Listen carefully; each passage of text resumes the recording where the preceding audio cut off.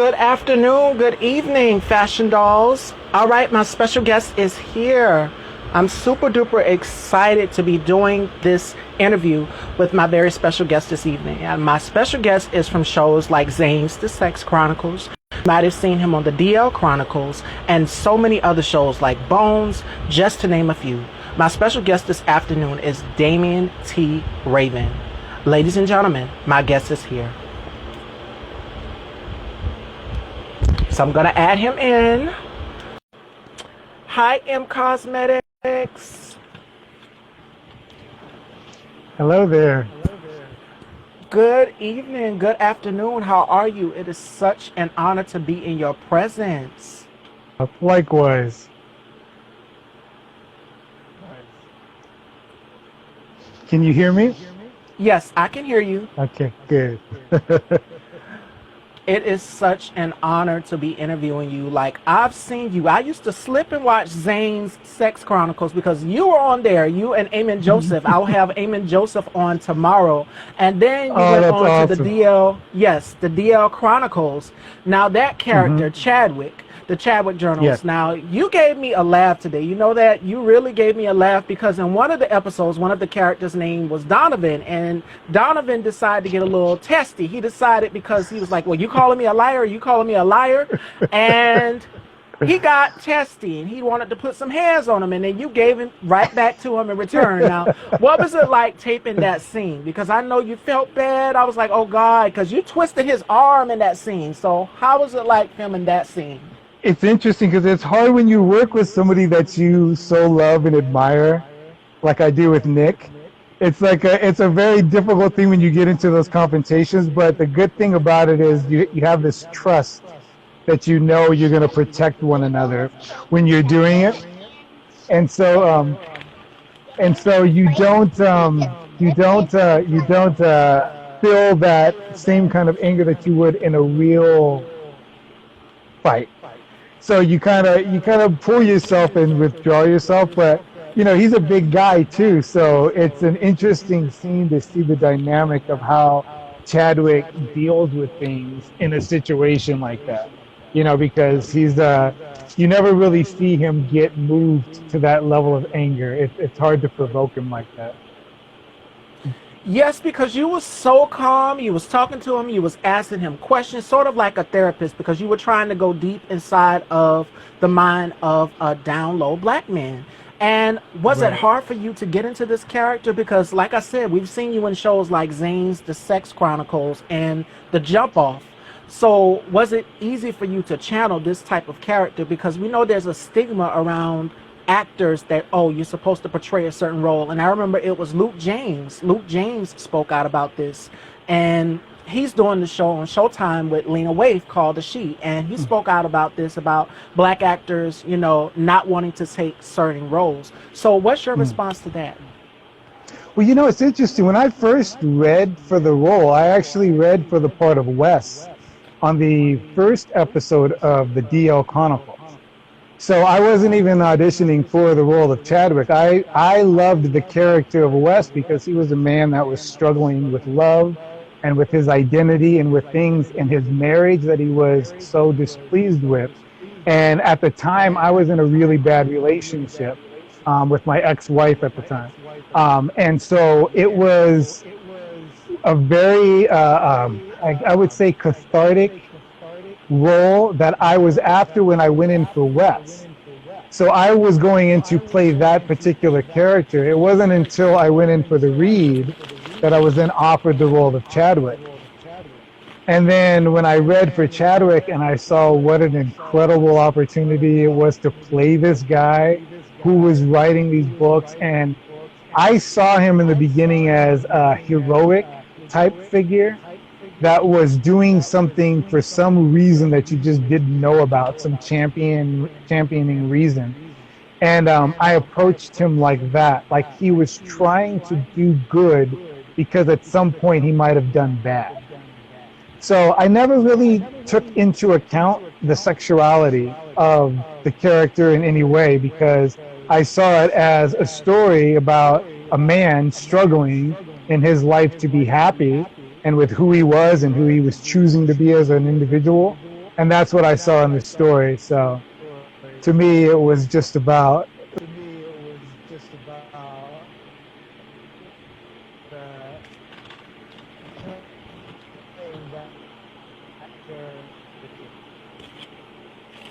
Okay, okay. So, what methods of acting are you most adept to? Because I know there's so many actors out here with so much versatility in their career. They're able to portray any character. What methods of acting for you that you're most adept to? I'm sorry, it broke Can up a you hear little bit. me or you What can't? I can hear you. It just broke just a little bit. Okay, I was saying, what methods of acting are you most adept to? Because so many actors and actresses out here are so adept to what they do. Um, well, my method, I think that if you're going to be honest about what you're doing in the character, you have to allow yourself to become that person. I don't mean that you have to go and live your life that way, and if you're playing a mean person, you have to go and be mean to people. But you just have to allow the part of yourself that is that to come through when you're performing. I think it was Jodie Foster who had said that thing was like standing on stage completely naked and turning around slowly so everyone can point out your flaws. So you are completely and totally exposed as an actor. So my method is to bring my honest truth about my perception of that person that I'm playing and allow whatever happens to me to happen without trying to mute it in any way. So I try not to second guess the inspiration and what I'm feeling when I'm doing what I'm doing. Okay, okay. So if you could collaborate with any actor that's out right now, who would that be? Say again, if I could collaborate with who?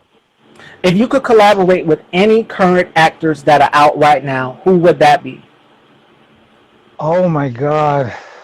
Wow, how rough is that one?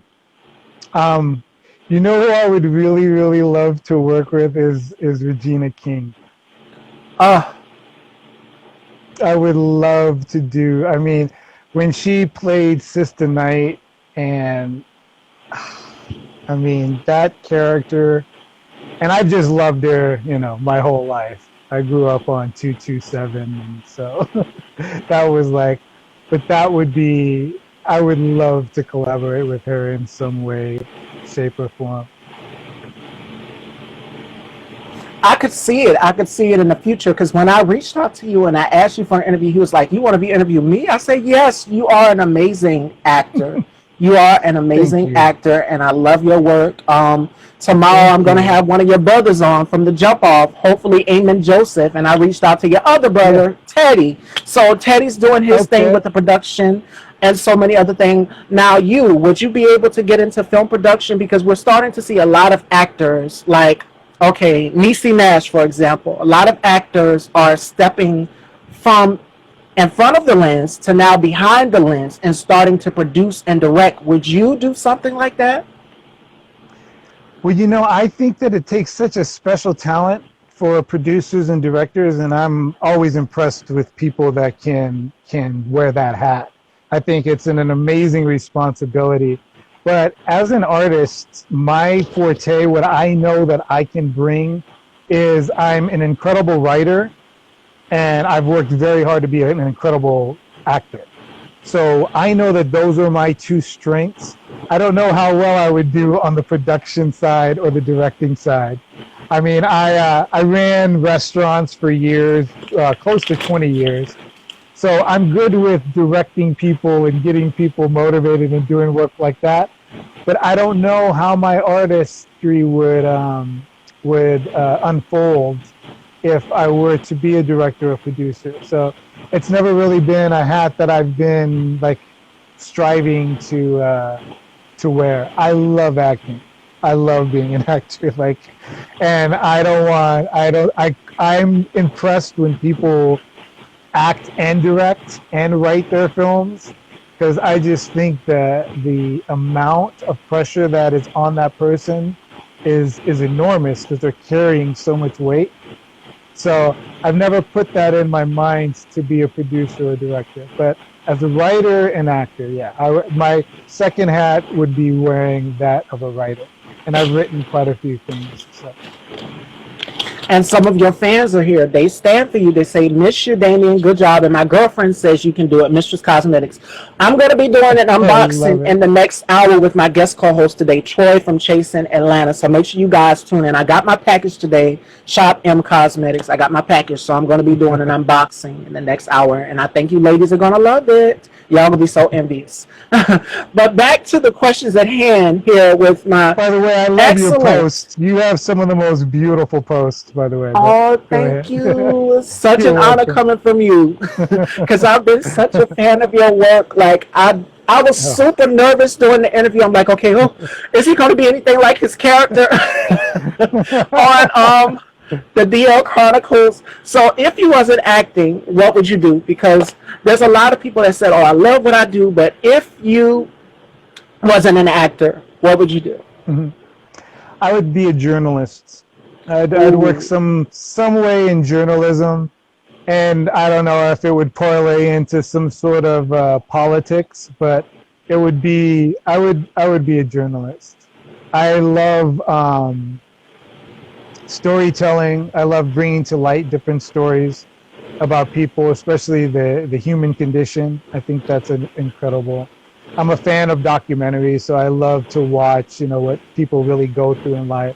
And I think, if anything, it would be journalism. The only thing that would set me back from that is I don't know if my heart could take some of the stories if I were to be going out and, be on location, investigative reporting. I think that would be very, very difficult for me. But if I had to sit back and then could write about it later and compose some thoughts about it and put it out there, I could do that. So. Yeah. I could see it. I could see a little bit of Chadwick's influence in some of your journalist skills, because for that role, you was writing and doing things too. So I could see a little bit of that. And I'm just like, okay, is he a writer? Because the way your Instagram is set up, it's almost as if you were been doing journalism for a long time, but you're an actor, and I could see a little mix of both. So who are some of your favorite actors that are currently out right now? I know we talked about who you will collaborate with, but who are some of your top favorite actors out right now? Wow. Well, definitely Regina is one of them. There's no doubt about that. One of my most favorite actors, to say out now is hard because I've been loving film since I was very young. So I was one of those kids who spent all of his allowance on movies and going to the movie theater. So one of my all-time favorite actors is Michelle Pfeiffer. She, to me, is one of the most incredible actors. I've always loved her work. If I could, there's just so many of them out there. It's so hard to say. I've been a huge fan of people like Robert Downey Jr.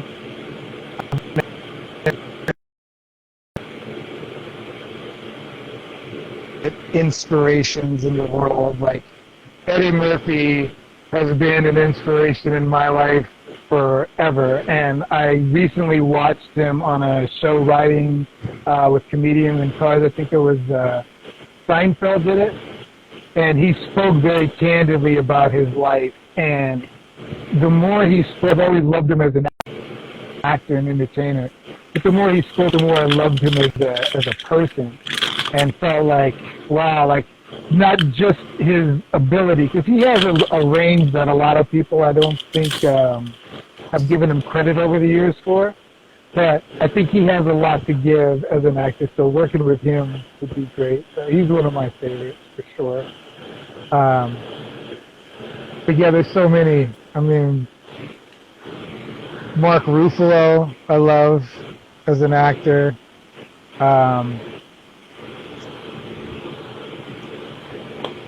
If there was a chance to work with, thinking of her name now. It slipped my mind. So yeah, those would be a few of the people that I love. But I was thinking about Chadwick Boseman, and that came to my Oh, mind. But that, he to me was not just a incredible, but he was a student of acting. And I remember watching a few of his interviews, and he did a movie called In the Name of the King, and he said that when he was filming that, he was using it as a warm up to play Black Panther. And I thought, what an incredible thing that you're in the midst of playing this incredible role, because the role he was playing in the Name of the King is fantastic. But you're also using it as a way to prepare you for your next endeavor. And that's a really cool aspect to have, and a cool perspective to have as an actor. And that to me is pretty phenomenal. Pretty phenomenal. and to Oh, add and on to that's that, who it was. I used to dream, sorry, of working with Whitney Houston. I used to oh, think that when I saw her in My Bodyguard, I thought, oh my God, one day. such an amazing singer, and she was very It, gifted. Like she was a one of a she kind, had and acting also, chops. She did. yes, She had some acting chops that she didn't get a chance to explore them all the way, because there was a lot going on in that woman, and so I would have loved to have, you know, had an opportunity to meet and work with her. you named two of the greats, Whitney.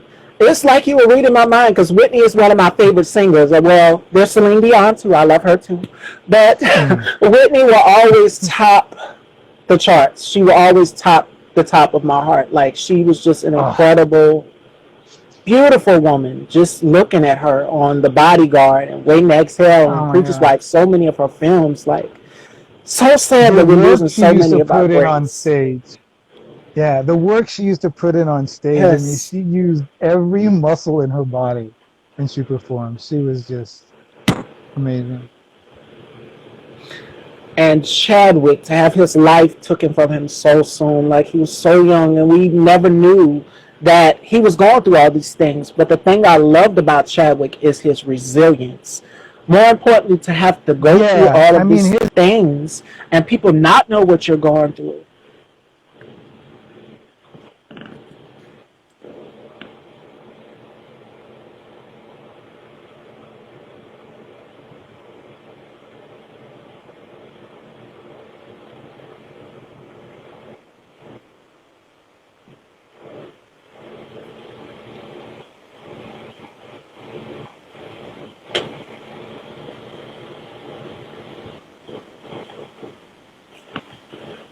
because he didn't want to burden people with his suffering.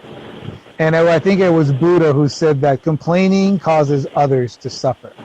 And I think that he followed that philosophy in his life, and he just wanted to live out his existence and give and create as much as he could before he left us. And it's such a beautiful, poetic life. And the thing that to me is inspiring is I believe that it's going to keep growing as time goes on. What he represented, what he did, what he went through, and how he lived his life with such grace, I think it's going to keep growing. And so it's going to touch so many people's lives. I mean, you think about what Bruce Lee did, and his life was over in 72, and he still inspires people to this day. So I believe that Chadwick's going to be that type of inspiration too. He is for us to have, especially as adults, for us as adults, and then you have children, for your children to have to look up to this black superhero. Like this is big for us to not only inspire our children but to inspire us as grown folks. Like he just had that impact, like he was a beacon of light and an incredible Yes. actor. For him to just go through, more importantly, I admire his perseverance and his Yeah. strength to just keep going. Like you never know what a person is going through, because some people don't want to admit to their health, their health issues. They don't want to admit to that, Mm-hmm. but the way people will just going in making fun. Like, you never know what a person could be going through, and you're Right. just making fun of someone unless you Right. talk to them. And this Yeah. person's time for them to come and tell you, okay, I'm going through this. You can't force that out of them. Hi, Will Preston. I will have Will Preston on Saturday, ladies and gentlemen, so make sure you guys tune in for that. I'm super duper excited to have this interview with him. Mm. And we're here with Damian Raven from Zane's The Sex Chronicles and Bones and The Jump Off. But we're talking about Chadwick Boseman and just his strength and his perseverance to just keep going. And there's so many young people out here that want to become actors and actresses, but they're not willing to do the work. What's your take on that? Because it takes a lot of work to become an actor or an actress. Well, I can give you my experience with when I started. I was 6 years old, and I was living in the Bay Area, and I started modeling and doing print work in San Francisco. So when I really fell in love with acting was around 14 years old. And so everything that I did from the age of 14 was in pursuit of this goal, to do this, to be an actor. So the time that it took from then to now is approximately 30 years. So if you're going to do something in your life and you love it, you have to know that anything worth having is worth working for and waiting for. Yes. Some people will get off of the bus and become stars. It happens a lot. And then some people will get off the bus and then take a bus for years to come and then get their car and then finally get themselves into a place where they're doing and become a star. So it's just the time for the person and the dedication, because to do this type of work to me is a gift. To be able to go and to put on the skin of another human being and to express myself and to live like that, not to mention to be around all the incredible artists that you get to be around, from the costume department, the production teams, the directors, the cameramen. I mean, you get to be in such an amazing, incredible space of creativity, and you get to do something that you're passionate about.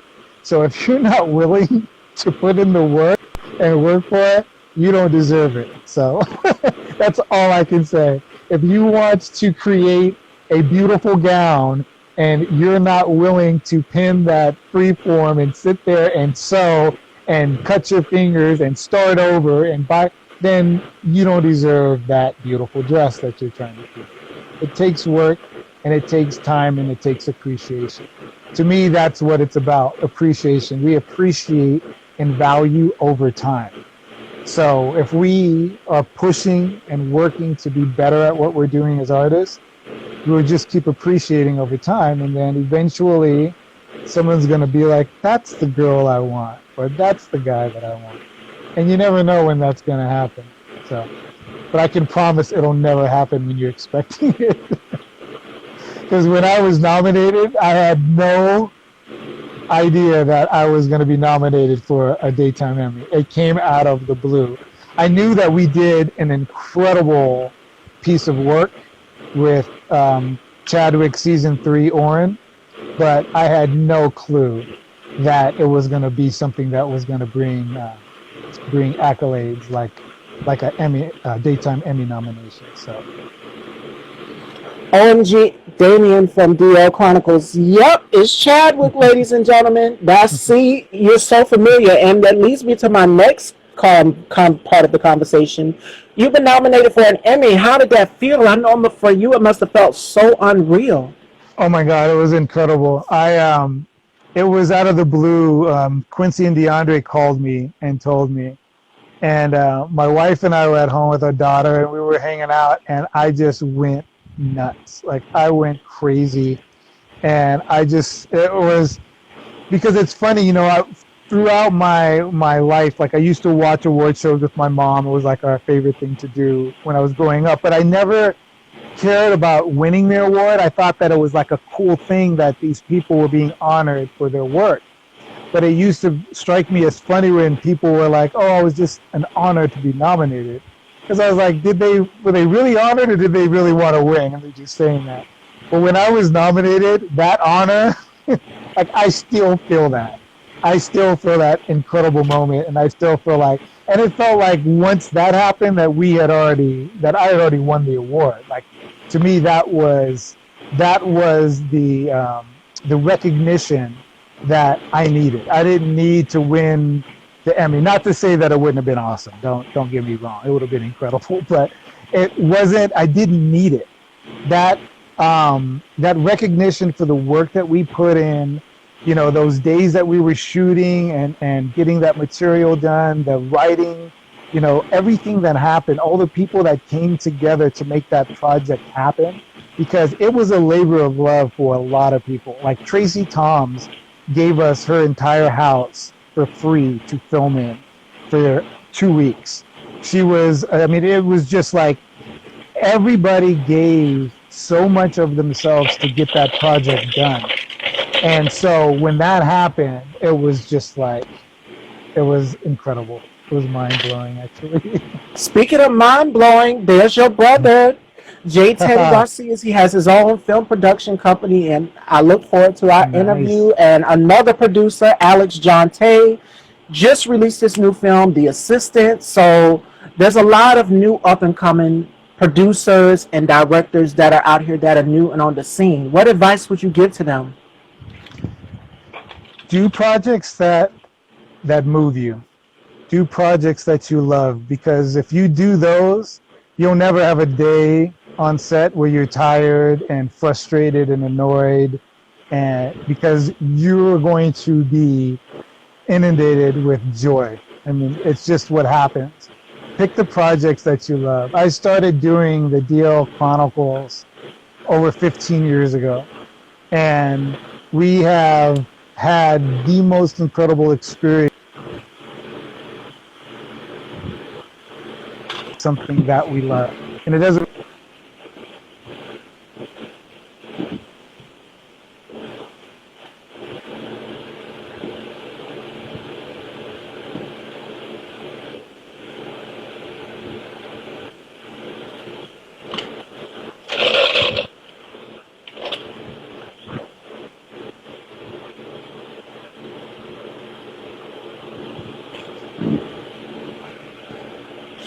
I'm sorry, you were going in and out. You were saying about the experience? Yeah. Yes, you were going in and out for a minute. Oh, did I go out? I'm sorry. Yeah, we lost you for a little bit. Cut off? Oh, okay. You were telling us about the experience. Yes, that you want to do the projects that you that you're passionate about. Do things that you love, because you'll never have a bad day on set. You'll always love going to work. You'll always love your day if you pick the projects that fulfill you in your heart. So I was saying, when every day that we would show up with the DL Chronicles and with the Chadwick Journals was just days that we spent in so much joy, because everybody loved what they were doing. Everybody loved being on set, and everybody was passionate about the project that we were doing. And I also watched the bloopers. Y'all looked like y'all had so much fun. For a minute, y'all had to be serious because the discussion y'all was talking about was real serious. Like, this goes on in the Black community, but you already know which episode is my favorite. It's the Donovan episode where you roughed him up. I was just like, oh my God, you twisted his arm. You were sitting there so calm. And then he was like, well, are you calling me a liar? You calling me a liar? And he was just like, you said, don't underestimate me. And you twisted his arm. I screamed. I was this morning trying to put on my eyelashes and stuff because I thought I had a show this morning. And that scene came up, and I screamed so loud. It's just 3 people in the house, so everybody could hear me. I bursted out in tears laughing. It was so funny. Because you were, at the moment, you were very calm. So is it easy for you to get in character? You know, at this point in my career, yes, it is. It's much easier for me to get to that place, for sure. And it's funny because that particular scene, I didn't know that it was going to have that type of reaction. We were at a screening, and everybody gasped and was like going crazy over that fact because they hadn't seen Chadwick react that way. And until that particular episode of the Chadwick Journals, people hadn't really seen much of Chadwick, where they got to really get to know him as a person. So I think a lot of it was a big surprise. So yeah, I mean, like I had said earlier, when you are working with people that you love and you admire, it's difficult to have that true feeling of anger or hatred toward them. But because you guys are playing together and you know that the better you are as an actor, the better your partner is going to be, you start feeding each other that. So I didn't want to let Nick down with my performance because of what he was given to me. And so I know that he didn't want to let me down with his performance because of what I was giving to him. So we both just, we were feeding off of each other in those scenes. So his reactions and what he was doing made it so much easier for me to put him down on the ground. Yes, I scream. Y'all have to go back and watch that episode. That's the Donovan episode. Like, each episode has a character, and it's the main focus, and you're like trying to pick their brain and find out, like, okay, well, what makes you want to, like, what makes you attracted to men? It's just like sort of like, okay, self-healing or reflecting, and you're talking to this person like a therapist in a way. Your character Chadwick was like a therapist to try to find out why black men are on the down low, what makes you attracted to men. And this still goes on in the black community a lot, with black men, struggling to come out with their sexuality. And being in the LGBTQ community, just, living your truth is a beautiful thing. Being open and honest, that's what I'm all about, is honesty. And on my platform, I just try to give it to people real. I wouldn't give it to people any other way. Now, we're going to talk about the jump off. Thank you. The jump off. Yes. How did the lineup, like, you guys, I was like, when I seen the fire, I said, wait a minute, who are all these fine men, honey? Who are all these fine men? And how did Zane get in touch with you guys? Like, how did this show happen? How did I get to this show? Yes. So we had, from the Zane Sex Chronicles, we did season 2 of that. And then they decided not to go forward with a season 3. So Zane had an idea, and I think Eamon might have had some influence on this as well, to do a show from the male perspective. And so she decided she was going to push for the jump off. So Eamon was cast, and then a bunch of us got called in to do a read. And when we went in and did our reads, I guess in the first couple rounds, they found the main cast. And then I would say that it was a gift from God, because the character that Jay Teddy plays, that actor dropped out the day or the week prior to it. And Eamon said, I know this guy, he's perfect. They called him. He showed up on day 1, walked in, and owned it. And it was like, there we were. We just all clicked. And he completed the squad. And what he brought to that show, I'm sure was just, is incredible. So that's how it came about. But it was somewhat of a spin-off idea from Zane Sex Chronicles, but with the new batch of male characters and telling the stories of these single successful men, which was really cool because everybody in the show was successful. Even when Sean went to prison in the show, he was still a respectful guy, and he did it in a way to protect his brother. So it was just a really cool squad of guys that they put together, and we got to have some fun.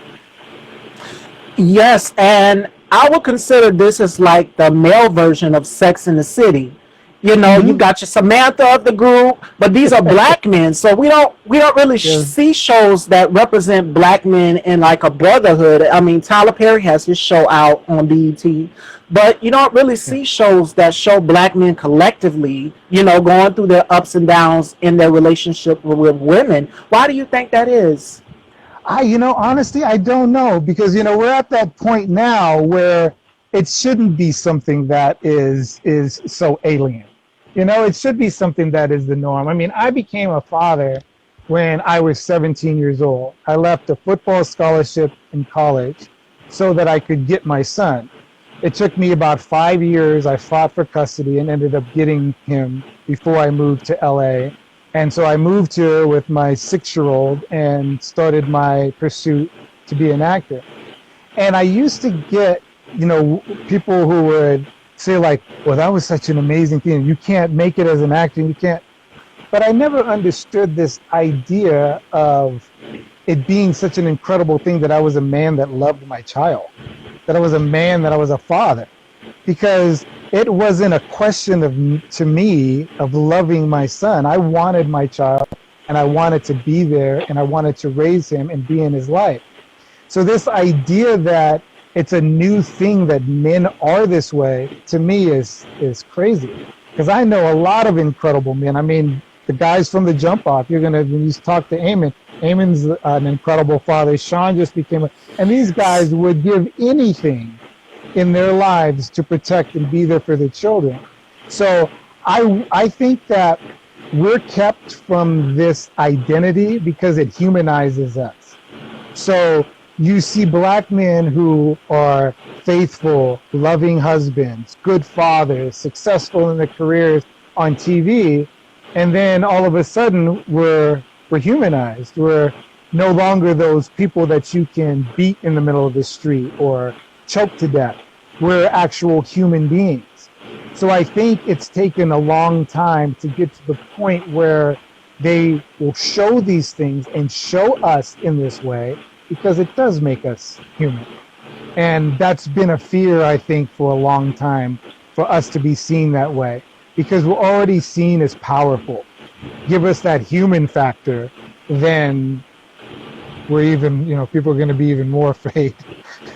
So I think that maybe that's what keeps it. And I think what Tyler Perry does is he allows that, and that's the platform for it. But like you said, where do you see that happening? It would be so cool. I've always told Zane, and I mean, the fellas know too, if we could mainstream that show and put it on television again, I think it would be phenomenal, because Zane had a lot to say about the male experience. And it used to crack us up when we would be reading pages and be like, man, how does she know this? how does she know this about the inner workings of a man's mind? Like, it's incredible. So I wish we could get more of that. But that's that's how I feel as to why maybe that's not happening. My hope is that it'll be happening more often now. And we kind of do see it with shows like Insecure by Issa Rae, and it's just showing the sisterhood. Like, you had shows that show collectively black women, like Living Single and Girlfriends, shows like that shows black women collectively in a sisterhood. But the Jump Off showcased black men, these successful black men. You've got each and every one that has gone through different walks of life, that are going through their situations, like you've mentioned, being a father and so many other things. And I didn't know you had a football scholarship, so many other things. I did not know that about you. Yeah, I had quite a career. When I was my sophomore, junior year, I decided that I had played Pop Warner my whole life, but I was a really small guy. So I made a choice that I was going to get a football scholarship and play professional football. And funny thing is, I was always going to try to parlay it into an acting career. So I was never my goal to be like, but I loved Walter Payton, and that was like my thing. So everybody told me I couldn't do it. So of course I told myself I could. So I worked with a trainer for 9 months, and then my family moved out of San Jose and moved me to Fresno. So I ended up going to a brand new high school my senior year of high school. And I was the only black guy on the football team. It was in the middle of Fresno. And so I went there, won a position as a tailback, and then played football there. And out of Clovis High School, I ended up getting a scholarship to St. Mary's College in Moraga, back in the Bay Area. But on the best night, well, it was the best game of my high school career. I rushed for 198 yards on 14 carries, and I had 2 touchdowns. And that was the night my son was conceived. Oh. Okay, I see so many stars coming in here. Okay, we got the corporate mouth. We got Janelle Jayasa. Yes, my mentor is here. She just did an interview with Dawn Robinson, and you guys know that En Vogue is one of the top girl groups, along with TLC and the Spice Girls. So for her to have this interview with Dawn Robinson, please go and check out that interview. And we also have Tramel and Carl from the Corporate Mouth. Go and check them out. And also check out The Assistant by Alex Jonte. See, I had to throw those plugs in there. We got to support our up-and-coming Black content creators. And not only you're an actor, but you're an enthusiast. Like, I see yoga and so many other things. So what made you want to get into this type of lifestyle? When I was young, my father used to make me sit and meditate when I was acting crazy. So I got into meditation when I was pretty young, probably like 9 or 10. And then when I was 19, I started training martial arts. And my martial arts instructor had me do yoga, a power yoga video. And it was the hardest thing I'd ever done. And, at that time I was a football player. I thought that I, could do anything. And it killed me.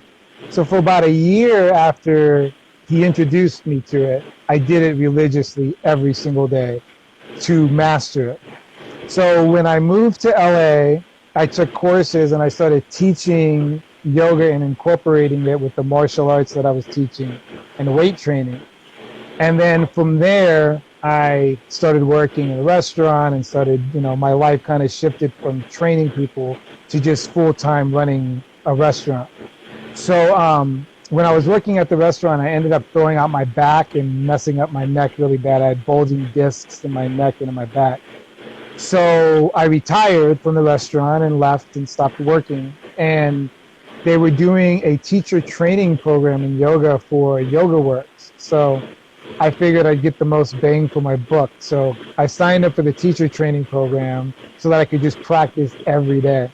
So for 2 years, I practiced, and I still practice every day now, but for 2 years, all I did was practice until I elongated my spine and basically healed myself with the yoga. Because nothing else worked. The physical therapy was garbage. They gave me pain killers. They shot me in the back, and it was just like nothing did anything. So I decided I was going to take it upon myself. But I knew that yoga could do it because of what I had experienced with meditation and that practice. So I just went ahead and put myself into that world completely so that I could heal myself.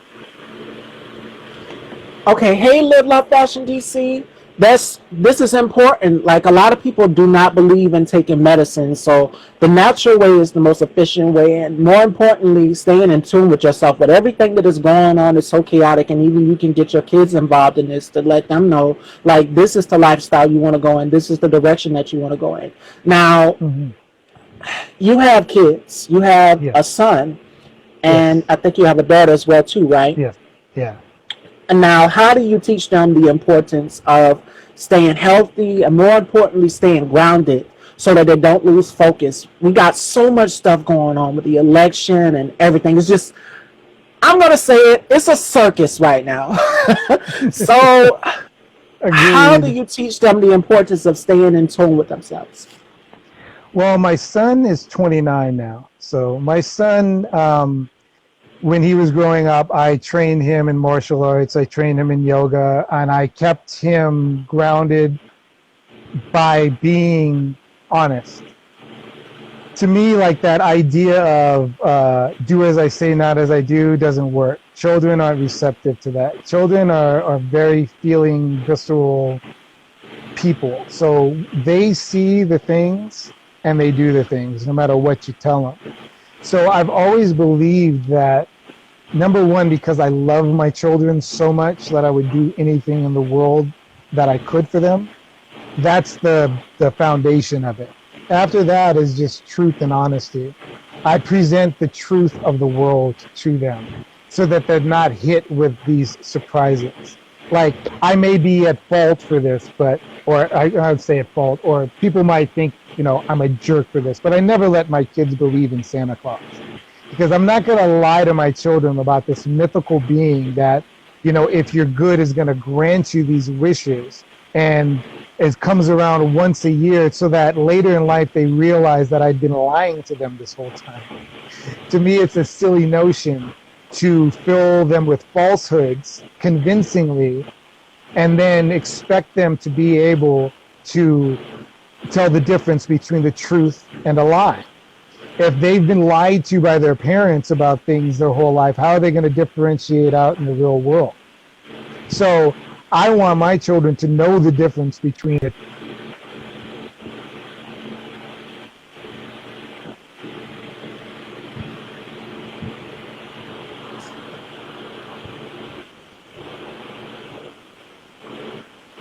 Six years old, and I treat her like she's an adult, not with the responsibilities of what I expect from her, but the way that I respect her and the knowledge that I give to her is that the same that I would do with an adult person, because I want my kids to be able to function and to do whatever they need to do in their life without me. And the faster that I can get them there as a parent, the better, because if something happens to me tomorrow, I want them to be able to still live their life and be productive, fruitful human beings. So. This is such a great discussion. Would you like to come back for part 2? Because I'm going to restart. Instagram only gives us like 30 minutes. Would you like to come back for part 2? Sure.